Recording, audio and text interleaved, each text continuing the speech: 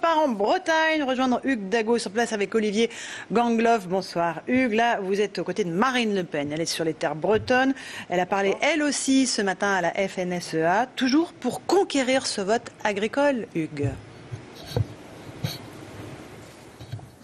Oui, Marine Le Pen qui laboure, si je puis dire, en terre agricole. Donc ce matin à Brest, au grand oral de la FNSEA, cet après-midi à Pordic, dans une exploitation porcine, où Marine Le Pen a défendu sa vision de l'exploitation agricole familiale 100% française contre ce qu'elle appelle la concurrence déloyale favorisée par l'Union européenne, contre ses taxes, contre ses normes. Dans cette exploitation agricole, Marine Le Pen a donc rencontré des agriculteurs qui ont été séduits par ce discours protectionniste. C'est vrai, il faut le rappeler, ils sont plus d'un tiers, d'après une récente étude, à se déclarer, donc parmi les agriculteurs, déclaré favorable pour Marine Le Pen et prêt à voter pour elle à l'élection présidentielle.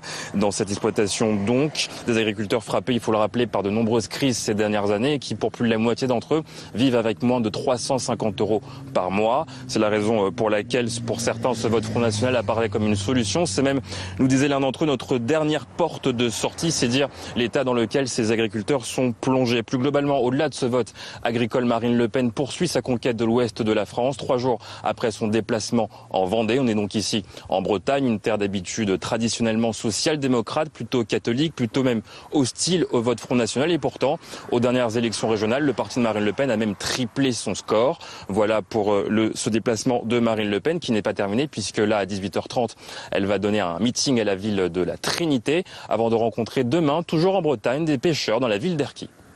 Merci beaucoup Hugues Dago avec Olivier Gangloff.